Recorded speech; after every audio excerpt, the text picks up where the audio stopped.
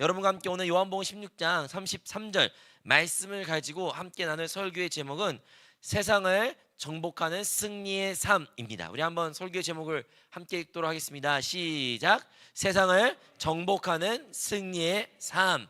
아멘. 자, 여러분, 어느덧이라고 느낀지 모르겠으나 우리가 이제 오줌 복음 관련해서 이제 네 번째 시간을 가졌는데, 지난주에는 우리가 초월의 능력에 대해서 이야기했죠. 즉, 이 세상이 눈에 보이지 않고 인간적인 힘으로 할 수 없는 그 분야에서 우리 주님께서는 그 초월의 능력을 가진 자로서 우리에게도 그 능력을 사용할 수 있게 해주셨고, 이제 누구든지 주 예수 그리스도의 이름으로 그 초월의 능력을 사용할 수 있다라는 이야기를 나눴습니다. 이제 오늘 오중 복음의 네 번째 능력 무엇인지 아십니까? 모르시나요? 자, 정복. 네, 맞아요. 여기 써져 있죠. 오늘 제목에도 정복이라는 단어가 나와 있어요. 오늘은 이제 정복의 능력을 말하려고 합니다. 정복. 여러분, 정복한다 하면 여러분 이미지가 무엇입니까? 아마도 전쟁, 막 피 터지게 싸워가지고 땅을 차지하고 정복하는 것, 그런 이미지를 먼저 우리가 상상할 수 있을 것 같습니다. 하지만 주님께서 말씀하신 정복은 겨우 세상이 말하는 정복과 많은 차이를 가지고 있습니다. 여러분이 아시는 것처럼 예수님이 이 땅에 오셨을 때 예수님의 제자들조차도, 그리고 수많은 무리도 예수님이 어떠한 혁명가, 즉 지금 로마의 압제, 로마의 식민지로서 우리 유대인들이 고난을 당하고 있는데, 이 유대인들을 구원해 주시고 나라를 다시 회복시켜 주시며 진짜 왕이 되실 그 예수님을 많은 사람들이 기대했습니다. 그래서 예수님이 그 정복하실 것을, 로마를 정복하실 것을, 로마를 통치할 것을 이스라엘 백성들이, 또한 예수님의 제자들이 다 믿고 그를 따랐습니다. 하지만 여러분이 아시는 것처럼 예수님은 그를 왕으로 세울 때마다 예수님께서는 항상 그 자리를 피하셨고, 또한 그가 그러한 정복자, 그러한 통치자 아니란 것을 망연히 여러 번 말씀하셨죠. 그리고 오늘의 본문의 말씀도 사실 예수님께서는 본인의 죽음을 예고하신 이야기를 먼저 합니다. 내가 곧 죽을 것이다. 근데 죽은 것을 넘어 내가 죽으면 너희들은 나를 버리고 다 흩어질 것이다 라는 말씀을 먼저 하셔요. 하지만 그 다음 말씀이 바로 우리 읽었던 본문의 말씀입니다. 그럼에도 너희가 내 안에서 평안을 누리게 될 것이고, 어떻게 해요? 두려워하지 말고 담대하라. 왜냐하면 내가 세상을 이겼다라고 우리 주님께서는 말씀하셨습니다.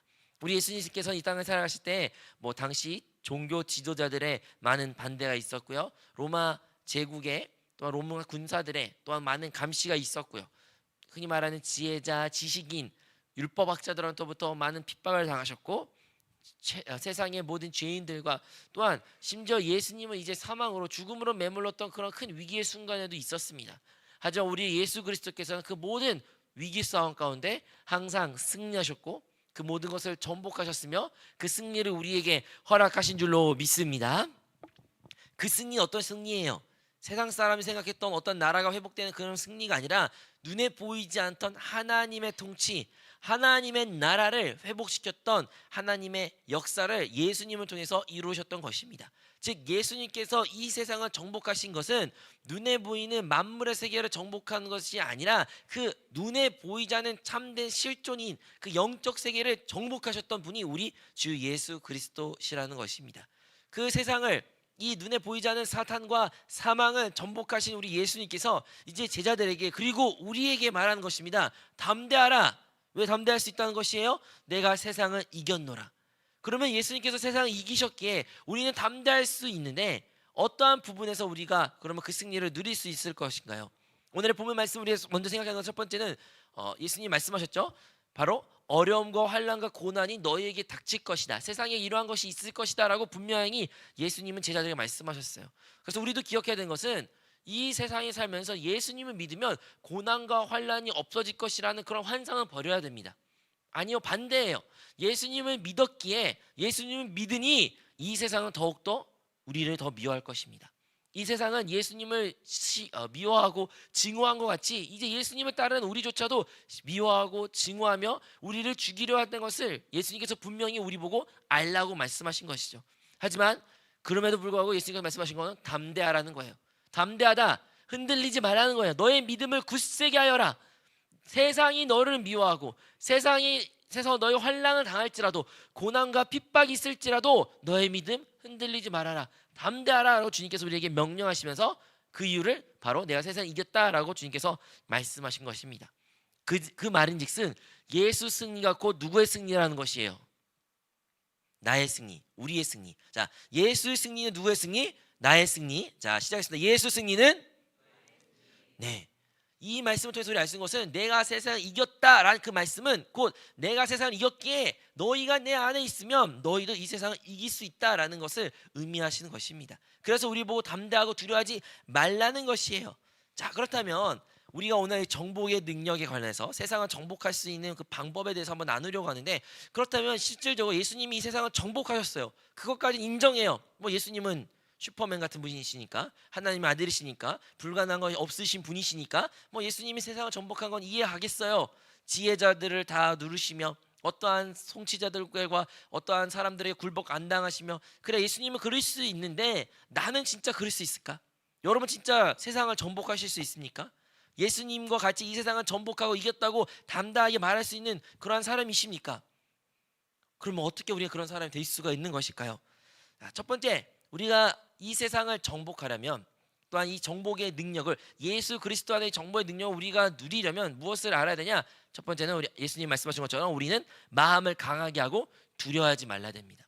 이것을 우리가 먼저 회복해야 됩니다. 자, 우리 여호수아 1장 9절의 말씀이 이렇게 기록되어 있습니다. 우리 함께 읽겠습니다. 시작. 내가 내게 명령한 것이 아니냐? 강하고 담대하라. 두려워하지 말며 놀라지 말라. 내가 어디로 가든지 내 하나님 야훼가 너와 함께 하느니라 하시니라. 우리가 알고 있는 것처럼 이스라엘 백성들이 이제 모세를 필두로 하여 애굽을 출애굽을 하였는데, 이제 하나님이 약속하신 땅에 들어가야 되는데 모세는 이미 죽었어요. 모세를 이끌었던, 이스라엘을 이끌었던 모세는 죽었기 때문에 그 다음에 여호수아가 그 다음에 차기 리더가 되었는데, 그를 이스라엘 백성들과 함께 가나안 땅을 정복해야 돼. 이 전쟁을 일으켜야 되는데 큰 두려움과 염려와 근심 가운데 있었습니다. 그때 하나님이 여호수아를 만나시면서 방금 이 말씀을 그에게 하신 거예요. 강하고 담대하라. 두려워하지 말라. 왜 두려워하지 말라는 거예요? 내가 너와 함께 한다. 그 말씀을 여호수아에게 하시면서, 이 말씀은 사실 이 말씀은 끝난 것이 아니라 그 다음에도 여러 번 더 말씀하셔요. 여러 번 더 여호수아에게 말해요. 내가 말하지 않았냐? 강하고 담대하라. 내가 말하지 않았냐? 강하고 담대하라 라고 끊임없이 여호수아에게 말하는 것을 우리가 알 수 있습니다. 그것처럼 우리가 먼저 기억한 것은, 우리는 강하고 담대하는 이유는 바로 그 두려움을 극복할 필요가 있다는 것입니다. 이 세상을 정복하는 자, 이 세상을 정복하려면 먼저 우리가 무엇을 알아야 돼요? 두려움을 극복해야 돼요. 이 세상에서부터 비롯된 많은 두려움들이 있습니다. 그 두려움 앞에서 하나님이 우리에게 하신 첫 번째 말은 무엇이냐? 바로 담대하라는 것이에요. 이 세상에서 담대하라는 것이에요. 흔들리지 말라는 것이에요. 강하고 두려운 강한 마음을 우리가 품어야 된다고 분명히 하나님께서 반복적으로 우리에게 말하는 것입니다. 그렇다면 목사님, 알겠어요. 하지만 마음처럼 안 되는데요. 그거 말한다고 해서 되는 건가요? 맞아요. 아무리 제가 여러분이 두려워하지 말란다 해서 두려운 마음이 사라집니까? 안 사라지죠. 절대 사라지지가 않아요. 그럼 어떻게 우리의 이 두려운 마음을 떨쳐버릴 수 있습니까? 첫 번째 우리가 알아야 되는 것은, 두려움을 떨치기 위해서는 바로 우리의 신분을 먼저 확실히 알아야 됩니다. 내가 누구인지 알아야 돼요. 자, 우리 빌립보서 3장 20절 말씀 한번 읽어볼까요? 빌립보서 3장 20절 말씀입니다. 시작. 그러나 우리의 시민권은 하늘에 있는지라 거기로부터 구원한 자 곧 주 예수 그리스도를 기다리노니. 아멘. 뭐 서두에 나온 말씀이 더 중요한데 뭐예요? 우리의 시민권은 어디 있다는 거예요? 하늘에 있다. 우리는 하늘 시민권을 가진 자라는 것이에요. 이 땅에 살지만 우리의 진짜 시민권, 나의 진짜 주소는 어디 있다? 하늘나라에, 하늘의 사람, 하늘에 속한 자, 하늘의 백성, 하나님의 자녀라는 것입니다. 이것이 우리의 신분을 먼저 회복해야 되고 확실히 알아야 두려움을 극복할 수 있고 담대할 수 있다는 것입니다.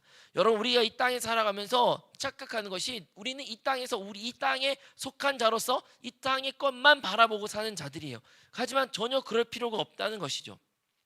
여러분, 뭐 저는 이제 몰랐지만 김난식 목사님이 여기 계셨을 때 우리나라가 몇 번 전쟁처럼 아주 외국에서 볼 때는 전쟁 같은 큰 일이 일어난 일이 있었어요. 막 뭐 북한에 핵실험이 있든가 아니면 연평도 사건이 있거나 그런 위기의 상황이 있을 때, 진짜 전쟁이 임박했을 것 같았을 때, 여러분 아신 것처럼 우리 김난식 목사님은 미국 사람이었기 때문에 그 미국 사람에게 알고 보니 이런 이메일이 왔다고 합니다. 무슨 이메일이냐면, 지금 당장 위기 상황이 이러면 대사관에 가시면 우리 미국에서 비행기를 보내서 당신들을 다시 구출해가지고 고국으로 돌아가겠습니다라는 이메일을 받았다는 것이에요. 즉 비록 한국에 있지만 한국의 위기 상황이 있을지라도 그 미국 시민권 있는 사람도 어떤 사람들입니까? 이 전쟁이 나도 두려워하지 않을 수 있는 것은 전쟁이 나도 나는 여기랑 상관없이 여기서 언제든지 빠져나갈 수 있어. 미국은 나를 지켜줄 거야. 미국이라는 국가는, 그 정부는, 군사는, 군대는 나를 보호해줄 거야 라는 그런 믿음이 있다는 것이에요. 그래서 그러한 미국 시민권 있는 사람들은 설사 한국이 위험한 지역처럼 보일지라도 그들은 전혀 두려워하지 않을 수가 있다는 것입니다. 마찬가지예요. 우리가 이 땅 가운데 왜 많은 경우 두렵고 떨리고 염려, 걱정, 근심 그리고 세상을 두려워할까요? 그 많은 이유는 바로 우리의 시민권이 참된 신분을 잊고 살았기 때문인 것입니다.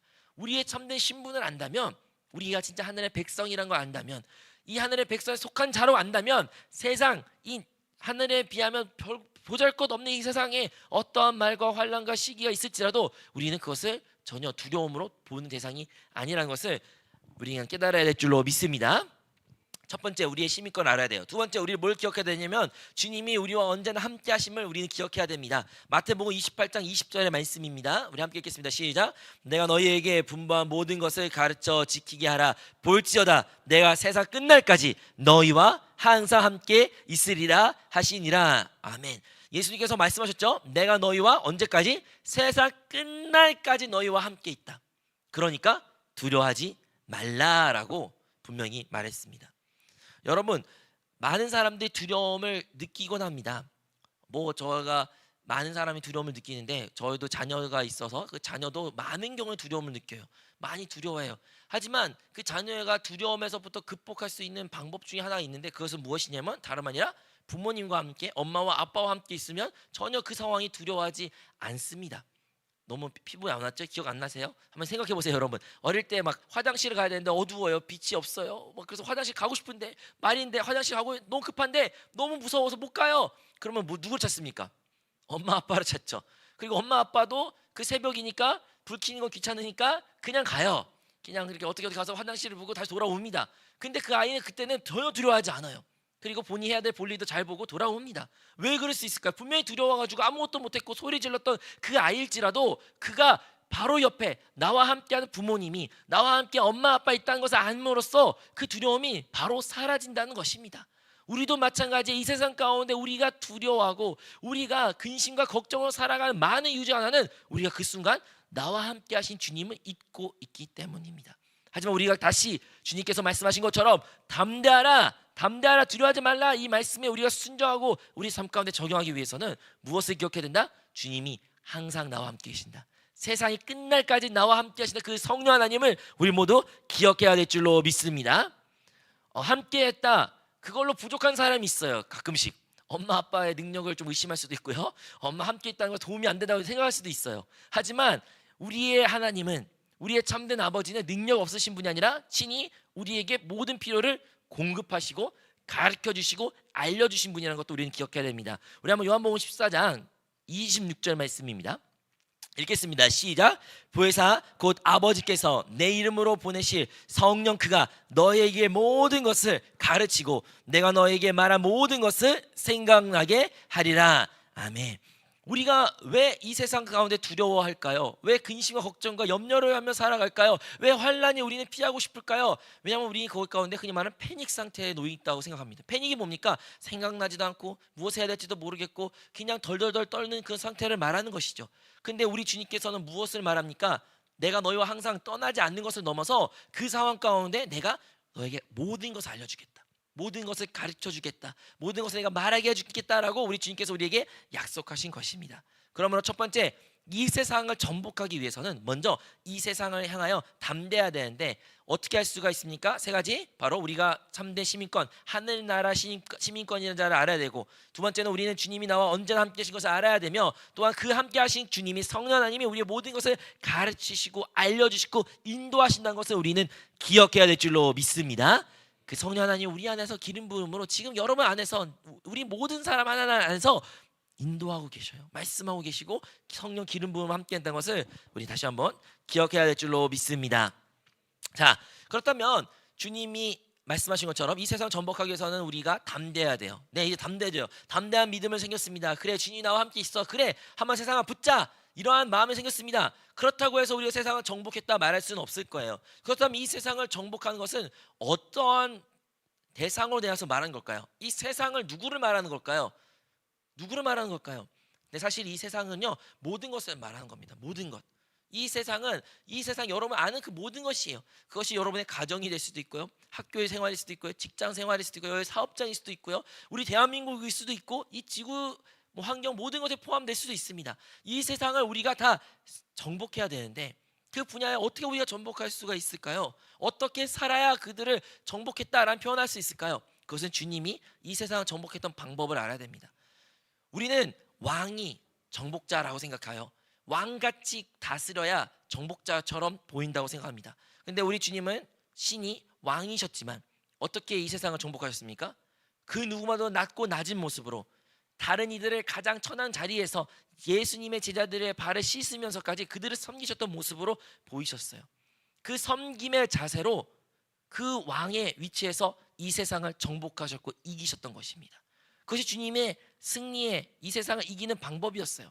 그렇다면 우리도 마찬가지로 우리가 이 세상을 이겼노라 정복했노라 라는 의미는 그들을 군림하고 그들을 우리의 발밑에 넣는 것이 아니라 도리어 우리가 주님과 같이 이 세상을 섬기며 이 세상 가운데서 주님을 닮은 모습을 살아가야 되는 것인데, 그 삶의 모습은 바로 어떠한 분야였든 간에 주께 하듯이 우리가 최선을 다해야 된다는 것을 알아야 됩니다. 골로새서 3장 23절 말씀입니다. 골로새서 3장 23절 시작 읽겠습니다. 무슨 일을 하든지 마음을 다하여 주께 하듯 하고 사람에게 하듯 하지 말라. 아멘.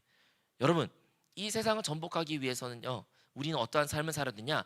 무슨 일 하든지 우리의 온 마음을 다해서 우리 주님께, 하나님께 하듯 해야 된다는 것이에요. 이것이 참 이해가 안 되는 부분 같습니다. 주님께만 잘하면 될 것 같은데 그것도 잘 안 되는데, 그런데 모든 일에 주께 하듯이 하라는 말은 어떠한 의미를 가지고 있을까요? 여러분, 크리스천들의 정체성은요, 이 땅 가운데 모든 것이 진짜 주님께 하듯이 하는 삶의 자세로 살아간다는 것입니다. 우리의 가정, 여러분의 결혼하신 분들은 남편, 아내, 배우자에게 어떻게 돼야 돼요? 진짜 주님을 섬기듯이 그들을 사랑해야 되고 섬겨야 된다는 것입니다. 자녀를 어떻게 섬겨야 됩니까? 나의 자녀니까, 내 자녀니까 너 내 말 들어, 이러한 관계가 아니라 진짜 주님이 그와 함께 있다는 것을 바라보며 주님을 섬기듯이 자녀를 섬겨야 되고, 부모도 그렇게 공경해야 되며, 뿐만 아니라 우리 모두 한 사람 사이에서 어떻게 섬겨야 되는 거예요? 그 안에 주님이 살아계심을 진짜 믿는다며 주께 섬기듯이 해야 되는 거예요. 이것을 믿는 사람들을 넘어서 믿지 않는 분야에서까지 우리는 다 그렇게 살아야 된다는 것입니다. 그렇게 해서 세상이 변했습니다.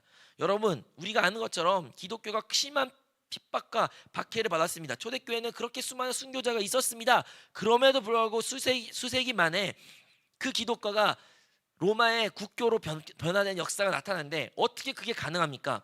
그들의 삶의 태도가 달랐기 때문이에요. 근데 어떠한 태도를 말하는 것이죠?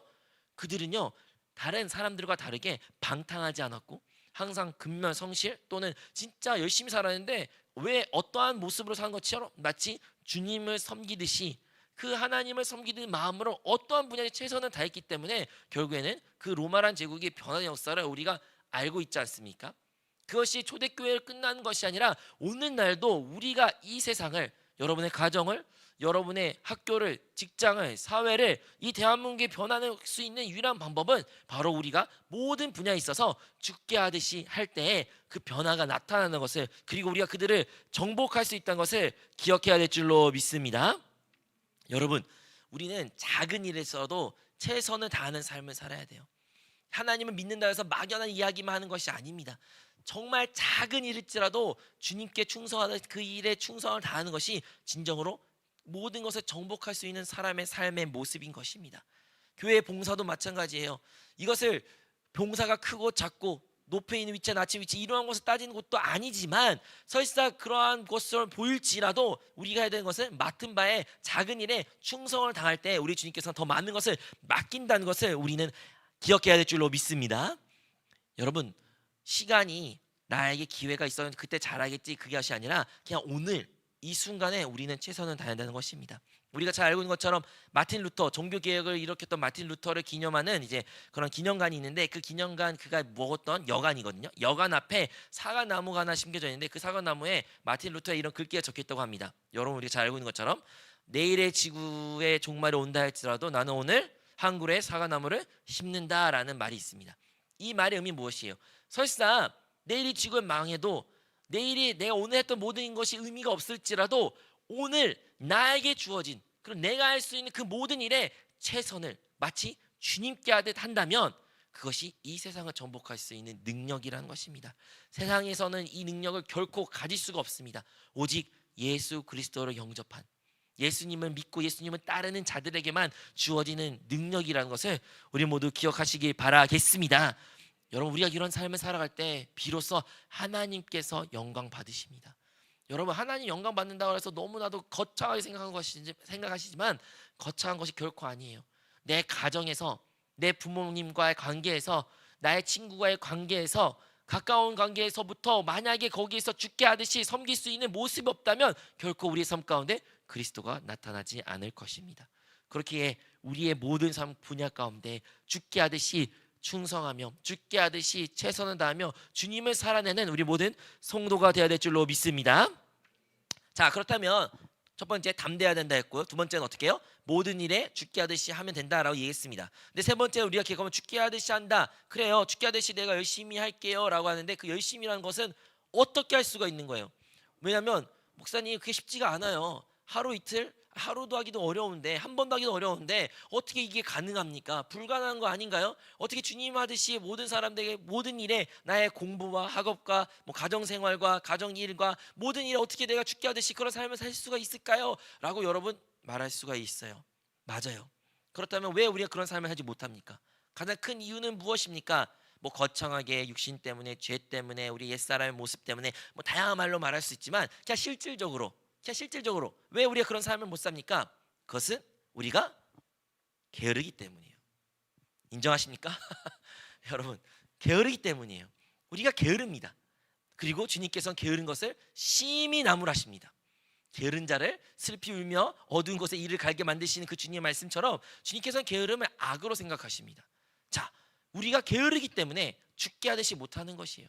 머리로 알아요. 맞아요, 죽게 하듯이 봉사해야지. 맞아, 이거 해야지. 맞아, 나 이거 열심히 해야 되는데, 최선을 다해야 되는데, 공부해야 되는데. 알아요. 머리로 다 알죠. 하지만 하지 않아요. 하지 않는 우리의 게으름이 있는 것입니다. 의지가 약하다 말할 수 있지만 그냥 게으름 하나의 분야에 우리가 넣읍시다. 그렇다면 이 게으름을 우리가 어떻게 극복할 수가 있을까요? 자, 세 번째, 우리는 이 게으름이라는 장애물을 극복해야 되는데, 여러분 먼저 우리 기억해야 될 것은 게으름이 무엇인지 알아야 됩니다. 게으름이 무엇일까요?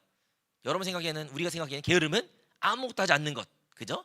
아무것도 하고 싶지 않는 것, 그냥 포기하고 그냥 미루고 그냥 하기 싫은 것, 이게 게으름이다라고 말할 수 있어요.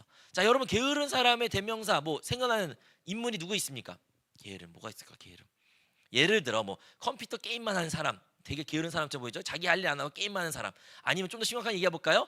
도박하는 사람, 자기의 생활을 진짜 돌보지 않고 술 취한 사람, 술 마시는 사람, 이런 사람들 되게 게으른 사람이라고 우리가 흔히 말할 수도 있을 것 같습니다. 성실하지 않는 사람, 되게 책임감 없는 사람, 게으른 사람, 이렇게 우리 말할 수 있습니다. 그런데 진짜 그런 사람들이 게으를까요? 그러니까 무슨 말이냐면, 해야 될 일 면에서 안 한 것은 게으르다라고 말할 수 있지만 그들은요, 그가 하는 일에서 그 누구보다 최선을 다하고 있습니다. 여러분, 술 먹는 사람은 술 먹기 위해서 얼마나 열심히 술 먹는지 아십니까? 도박한 사람들은요, 도박을 못하면 어떻게든 하려고 머리를 굴리는지 얼마나 아십니까? 없는 돈도 만들어서 갖고 와서 어떻게 도박을 하려고 합니다. 게임을 좋아하는 사람은, 게임 중독자는 게임을 위해서 모든 것을 화를 내면서까지, 도망가서까지, 남의 돈을 훔쳐서까지 게임하는 사람들입니다. 그들이 게으라도 말할 수 있을까요? 아니죠. 그들이 아무것도 안 해서 게으른 것이 아니에요. 그러면 무엇이 게으르다는 것입니까? 게으른 것은요, 어떠한 외적인 행위에서부터 게으르다 아니다 이렇게 말하는 것이 아니에요. 우리가 알아야 되는 것은 게으름은 그 상태입니다. 영적인 상태가 더 중요한 것이에요. 영적인 상태. 그렇다면 영적으로 게으름은 어떠한 의미를 말한 걸까요? 어떠한 상태가 게으르다라는 것을 말한 것일까요? 그것은 하나님과의 관계가 깨어질 때 그것을 모든 일에 게으르다고 말하는 것입니다. 우리 한번 역대하 29장 11절 말씀인데요. 우리 한번 역대하 29장 11절 말씀 함께 읽도록 하겠습니다. 시작. 내 아들들아, 이제는 게으르지 말라. 야훼께서 이미 너희를 택하사 그 앞에서 서며 섬기며 분향하게 하셨느니라. 아멘. 뭐 내용이 무엇이냐면 하나님께서 이스라엘 백성들에게 이제 혼내는 거죠. 왕들을 혼내는 겁니다. 가장 큰 이유는 뭐예요? 게으르지 말라는 거예요. 여기서 근데 게으르는 어떤 게으르냐? 바로 다음에 분향이라는 단어가 나온 것처럼 알 수 있는 것처럼 예배를 말한 겁니다. 즉 하나님과의 관계에 있어서 소홀히하지 말라는 것입니다. 하나님의 일을 미루지 말라는 거예요. 하나님의 관계에서부터 미루지 말라는 겁니다. 우리가 하나님과의 관계에서 미뤄진 그 모든 것들은, 하나님을 우선순위에 두지 않는 그 모든 것은 다 게으름에 속한다는 것입니다. 여러분, 아무리 우리가 열심히 다른 것에 최선을 다한들 하나님과 상관없는 일이라면, 그것이 뭐 술이든 마약이든 안 좋은 것과 열심히 거기서 몰두한 것과 하나님 보시기에는 무슨 차이가 있을까요?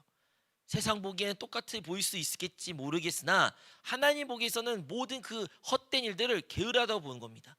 하나님께 기억나는 날은 어떠한 날일까요? 하나님께 계수되는 무슨 날일까요? 그것은 하나님을 위하여 하나님께 나아가고 하나님 안에서 보내는 그 모든 것들이 다 하나님께서 기억하시고 계수하시고 그것을 기뻐하신다는 것을 우리는 알아야 된다는 것입니다. 즉 게으름이라는 것은 바로 하나님의 일을 미루는 사람들을 게으른 사람이라고 말해야 됩니다.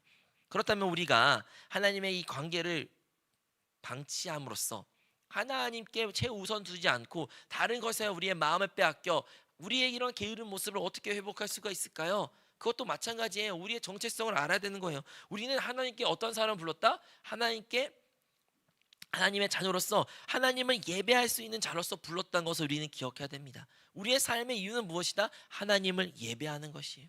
우리는 이제 살아있는 산 제물이 되어 하나님의 예배자로서 우리는 불렀다는 것입니다. 여러분, 우리의 삶은 어떠한 이유로 살아간다? 어떻게 보면 하나님을 예배하기 위해서 사는 사람이에요. 그 예배가 우리의 삶 가운데 이제 뭐 가정생활 할 수도 있고 직장생활, 학교생활 뭐 다양한 분야로 보여질 수 있지만 본질적으로는 결국에는 그 살아계신 하나님 한 분을 우리의 몸으로서 살아있는 존재로서 그분을 표현하고 그분을 예배하는 것이 우리의 참된 하나님이 주어진 우리의 사명이라는 것입니다. 그 사명을 우리가 먼저 기억해야 돼요. 두 번째, 우리가 뭘 또 기억해야 될까요? 뭐 여러분, 이 정체성 이야기 먼저 마무리하겠습니다. 자, 우리가 하나님의 자녀로서 하나님의 산 제물로서 이 땅과 정체성을 잊어서는 안 된다. 그래야 이 게으름을 탈피할 수 있다라고 말했습니다. 너무나 막연한 것 같아요. 좀 막연한 것 같아가지고 좀 더 실질적 예를 드리겠습니다. 우리가 뭐 게으름하면 어떤 이미지가 있습니까? 제일 먼저 운동합시다. 우리 다이어트를 해야 되는데, 내가 오늘 다이어트 해야 되는데, 그러면 러닝을 해야 되는데, 뛰어야 되는데 귀찮아요. 게으르니까 뛰고 싶지가 않아요. 머리로는 알아요. 뛰어야 돼. 근데 귀찮아. 하고 싶지 않아. 그러면 안 하겠죠. 근데 나의 정체성을 한번 다시 생각해 봅시다. 만약에 제가 목사가 아니고 제가 달리기 100m 대표 선수예요. 자, 대표 선수인데 오늘 달리기를 해야 돼. 나 일정표 달리기가 있어. 그러면 저는 달리기를 해야 될까요? 안 해야 될까요? 그리고 할까요? 안 할까요? 하겠죠.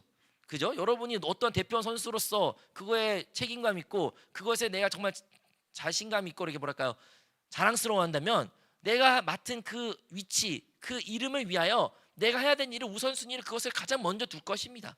훈련을 운동선수가 가장 1순위에 두고 그것을 설사 힘들어도 그것을 내가 해야 되는 일로서 가장 먼저 최선을 다하는 것처럼 우리 삶 가운데 우리의 정체성을 회복할 때에 우리는 하나님께 진짜 예배자로서 하나님을 누릴 수 있다는 것이에요. 두 번째, 어떻게 하면 이 게으름을 극복할 수 있습니까? 그것은 바로 우리가 날마다 해야 되는 것이에요. 날마다. 많은 경우에는요, 우리는 포기할 때가 많이 있습니다. 왜 포기할까요? 눈에 띄지 않으니까. 우리가 흔히 잘 알고 있죠. 기도해야 됩니다. 말씀을 읽어야 됩니다. 묵상해야 됩니다. 댓글도 달고 공과도 해야 됩니다. 너무 잘 알아요. 하지만 그럼에도 불구하고 우리는 안 합니다. 흔히 말하는 게을러서 안 하죠. 근데 왜 안 할까요? 왜냐하면 눈에 변화가 느껴지지 않는 거예요. 말씀을 읽는다 해서 달라지는 것이 하나도 없어 보여요. 무엇이 이전과 달라지지 않은 나의 모습 때문에 왜 이걸 굳이 해야 되나라는 그런 생각조차 하면서 기대가 없기 때문에 아무것도 하지 않습니다. 그런데요, 우리는 많은 것을 바랄 필요가 없어요. 여러분, 사람들이요 꾸준히 하면 변화가 나타납니다. 그거 설사 1%의 기적이라 말하거든요. 진짜 하루에 1%씩만 조금만 실력만 늘어나면, 어제보다 1%만 늘어나면 1년에 그 처음 상태보다 33배 더 커진다고 하더라고요. 모든 것이. 그만큼 하루마다 1%만 더, 어제보다 1%만 더 하면 우리의 삶은 많은 변화를 가지고 오는데 우리의 영적인 상태도 마찬가지예요. 여러분 하시는 그 묵상, 기도, 뭐 댓글 다는 거, 공과, 교제, 그 모든 하나님과의 영적인 대화, 그것 또한 우리가 어떻게 해야 된다? 날마다 해야 되는데 어떻게 그냥 여러분이 날마다 어제보다 오늘 조금만 더 조금만 더 조금만 더 하기만 한다면 여러분 어느새 여러분이 진짜 큰 변화를 가진 것을 체험하게 될 줄로 믿습니다. 또한 세 번째로 우리가 어떻게 이 게으름 극복할 수 있냐? 그것은 지금 바로 시작해야 된다는 것입니다. 지금 바로 시작. 우리가 미루는 경우가 많이 있습니다. 그래서 우리는 흔히 게으른 사람은 그 미룬 사람이라고 말하는데요. 아니요. 우리는 지금 오늘 이 시간 결정하고 실천하고 행동해야 된다는 것입니다. 그럴 때만이 이 게으름을 우리가 이겨낼 수가 있어요. 자, 다시 이제 마무리하겠습니다. 자, 여러분, 우리가 이제 하나님의 이 게으름의 부분에서 게으름의 참된 정체성은 무엇이다? 하나님과의 관계에서 잘못된 것이 모든 것을 다 게으름으로 볼 수 있다. 그럼 이 게으름을 우리가 탈피하고 게으르지 않는 영적인 게으르지 않는 상태가 되려면 주님께 나아가야 되고 주님께 관계가 회복돼야 되는데 어떻게 할 수 있다? 첫 번째, 바로 내가 하나님의 어떠한 자로서의 부르심을 기억해야 되고, 두 번째, 우리는 그것을 꾸준히 해야 되며, 그리고 언제? 지금 바로 오늘 해야 된다. 그럴 때 우리가 게으름을 탈피할 수 있다라는 이야기를 했습니다. 그러면 왜 이 일을 해야 되나? 바로 이러한 사람만이 세상을 정복할 수 있기 때문입니다. 주님께서는 내가 세상을 이겼다라고 말씀하셨습니다. 그래서 우리도 예수 그리스도 예수 안에서는 능히 이 세상을 이길 수 있습니다. 하지만 이 세상을 이길 수 있는 방법은요, 세상이 말하는 방법과 결코 다릅니다. 완전 달라요. 하지만 우리는 세상을 이깁니다. 우리는 세상을 이길 수 있는 것은 주님께서 이 세상을 이기셨기 때문인 것이죠. 그렇다면 사랑하는 성도 여러분, 다시 한번 우리 기억하시기 바랍니다. 첫 번째 뭐예요? 담대하라. 두려워하지 마십시오. 이 세상 가운데 우리의 환난과 우리를 핍박하고 어려움과 문제가 있을지라도 그 문제로 인해 낙심하지 마십시오. 우리는 그것을 담대히 맞서야 되며 그것을 두려워하는 대상이 아니라 그것을 극복할 대상으로 우리는 고백해야 될 줄로 믿습니다. 두 번째로 우리가 기억하는 것은 어떤 상황 가운데 있을지라도 최선을 다하는 주님께 하듯 우리의 삶을 살아가야 된다는 것입니다. 그것이 진정한 주님이 원하신 우리의 삶의 모습입니다. 우리가 그렇게 살아갈 때 세상을 정복하는 그 역사를 우리가 체험하게 됩니다. 근데 그것을 하려면 우리는 부지런함을 가져야 된다는 것입니다. 게으름을 멀리하고 부지런한 삶을 살아야 되는데 이 부지런한 것은 무엇인가 열심히 하라라는 것이 결코 아니라는 것이에요. 하나님과의 관계 회복에 있어서 부지런한 것이에요. 여러분이 하나님의 관계만 온전히 세워진다면 여러분의 삶은 부지런함으로 가득하게 될 것입니다. 하나님의 관계가 회복된다면 여러분의 삶 가운데 무엇을 하든지 그것 가운데 하나님의 형상이 나타날 것이고 하나님의 나라가 회복될 것입니다. 이것을 우리 한세교회에 쉽게 말하면, 더 쉽게 우리 담임목사님 설교하신 것은 바로 뭡니까? 그냥 주 예수를 부르고 생각을 영 안에 두고 영의 것을 생각하는 것을 말하는 것입니다. 이것들을 한번 적용해 보십시오. 다 맞습니다. 그냥 똑같은 이야기예요. 근데 큰 틀에서는 그렇다는 거예요. 큰 틀에서는 이러한 세상을 정복하는 큰 틀이 있는데 그것을 이제 실질적으로 우리의 삶 가운데 어떻게 적용할 수 있냐? 쉽게 그냥 주 예수를 부르는 것이에요. 왜 주 예수를 부르면 우리의 이 세상을 정복할 수가 있는 것일까요? 왜냐하면 주 예수를 부름으로써 우리는 나와 함께 하신 주님을 기억하게 되므로 이 세상을 두려워하지 않게 될 것입니다. 또 주 예수를 부름으로써 우리는 모든 삶 가운데 어떻게 돼요? 우리의 생각과 감정대로 행동하는 것이 아니라 잠시 그 모든 것을 멈추고 주님께 나의 생각과 감정을 맡김으로써 주님이 인도하는 삶. 근데 그 삶이 어떤 삶이 있어요? 당연히 최선을 다하는 삶이에요. 주 예수를 부르면서 대충대충 한 사람은 아무도 없습니다.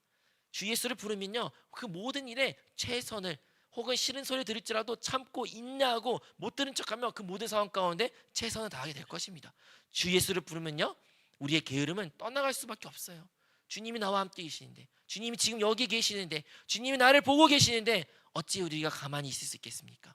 모든 상황 가운데 우리는 최선을 다하고 게으름을 탈피하며 부지런함이 우리에게 나타난다는 것이에요.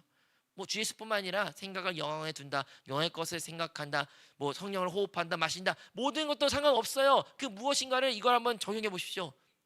여러분 세상을 정복하는 놀라운 모습을 보게 될 줄로 믿습니다. 우리 예수 그리스도께서는요, 세상을 정복하셨습니다. 오늘 말씀하셨죠? 내가 세상을 이겼노라. 이제 우리도 그리스도 예수 안에 있으면 그 주님께서 이기신 그 세상의 승리에 우리도 맛보게 될 줄로 믿습니다. 마지막 한 예화를 드리고 마치도록 하겠습니다. 2005년으로 기억합니다. 2005년에 유럽에 아주 큰 유명한 두 명문 축구 클럽이 있었는데 이제 결승전이었어요. 결승전이었는데 한 팀이 3대 0으로 열심히 이기고 있습니다. 언제까지? 84분까지. 여러분 축구 아시면 90분까지가 이제 경기인데 84분까지 이기고 있어요. 근데 이제 이 84분까지 이기고 3대 0이니까 사람들 어떻게 했습니까? 아, 반대편이 졌구나. 이제 끝났구나. 망했구나. 여러분 3대 0으로 지고 있는데 어떻게 이길 수 있겠습니까? 결코 이길 수가 없는 것이죠. 근데 이 경기를 다 본 사람은, 이미 결과를 아는 사람은 이렇게 말합니다. 있잖아, 저거 역전될 거야. 저 역전되니까 진짜 재밌어 라고 말하지만 그 말을 믿는 사람이 있고 그 말을 믿지 않는 사람이 있을 수도 있고 그 말을 듣지 못하는 사람도 있을 수 있어요. 하지만 그 이야기 들은 거 안 듣는 상태에 따라서 그 경기를 바라보는 마음의 자세가 완전 다른다는 것입니다. 이 이야기를 아예 못 들은 사람은 항상 그냥 포기하고 자포지하고 그냥 그것을 떠나서 그 경기를 아예 그냥 끄고 그냥 나갈 사람도 있을 수도 있고요. 그 말을 믿지 않는 사람은요, 그 경기를 보면서 항상 불만과 불평을 말할 수도 있고요. 하지만 또한 그 말을 믿는 사람은 어떻게 살겠습니까? 어떻게 이기지? 도대체 어떻게 이게 가능한 거야? 지금 6분밖에 안 남았는데 어떻게 이거를 역전한다는 거야? 라고 생각할 수가 있는 것이죠. 근데요, 정말 전설적이게도 그때 남은 6분 만에 3골이 넣어졌고요. 영전전 같고 승부차기까지 해서 결국에는 그 지고 있던 그 팀이 역전했던 역사가 2005년에 흔히 말하는 침스에서 일어났습니다. 그 역사에서 일어났던 것처럼 이 말을 제가 한 이유는 예수님께서는 이미 우리에게 세상을 이겼고 우리가 이 세상을 이겼다는 것을 선포하셨어요. 믿으십니까? 예수님 이미 이기셨대요. 이겼다고 말씀하셨어요. 우리는 세상 이긴 자입니다. 근데 이제 우리의 삶의 태도가 중요합니다. 여러분 믿으십니까? 진짜 그것을 믿으십니까? 세상을 이기신 예수님이 이겼까? 이제 너희가 내 안에 있으면 너도 세상 이겼다라고 말씀하셨는데 진짜 여러분 그 말씀을 믿으십니까? 아니면 여전히 그것을 불신하십니까? 아니면 그 이야기를 들은 듯 안 들은 듯 여전히 그냥 그 문제에만 매달려 문제만 바라보는 삶을 살고 계십니까?